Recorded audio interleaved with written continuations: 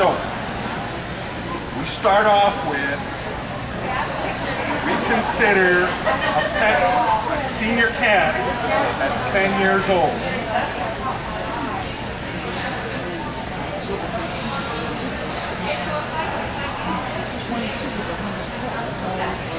So as you see from here, that you can go, cats can age fairly quickly at about, as they get older, it's about 4 years for every year they age would be the equivalent of 4 years on our standpoint.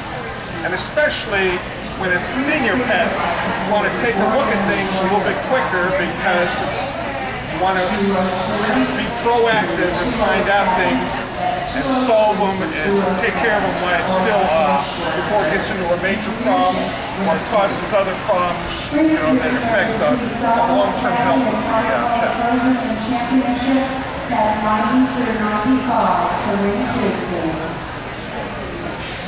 We got 5 different issues here. Thanks, Casey. We got that affect senior pets. Now there's other things, but here's the major ones. Skin infections, that also includes grooming, kidney disease. You're going to see different things affecting there, thyroid disease,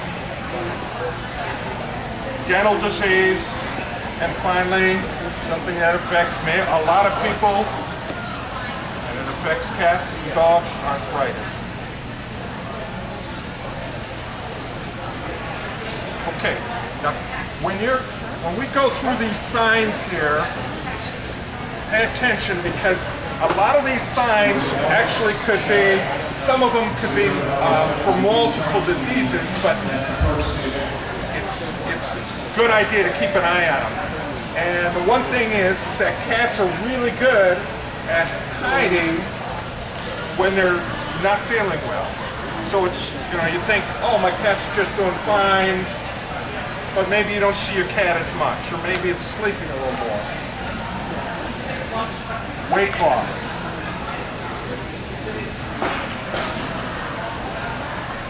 Hair loss.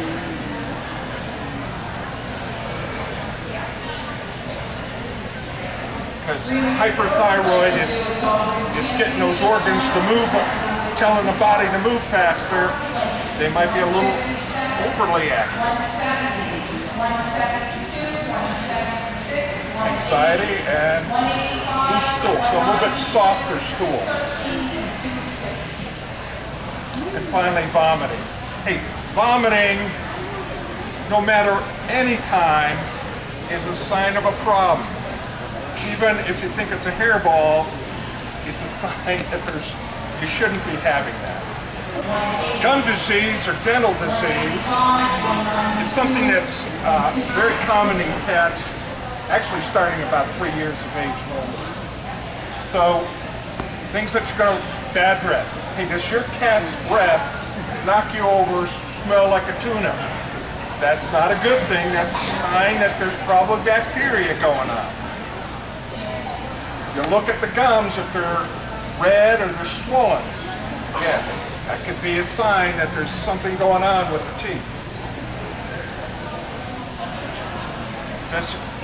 Is your cat, especially dry food, just looking to favoring one side or the other, and just so you're watching your cat and it looks like, well, it just seems to be eating on the right side. Well, there might be because there's an infection on the left side and they want to avoid, hitting a bad spot. Not eating hard food. If you feed both dry food and canned food, and they're sort of, well, they don't seem to like the dry food as much anymore. That could be a problem, a sign that there's a problem with the teeth. And obviously bleeding gums. You see any blood in the mouth.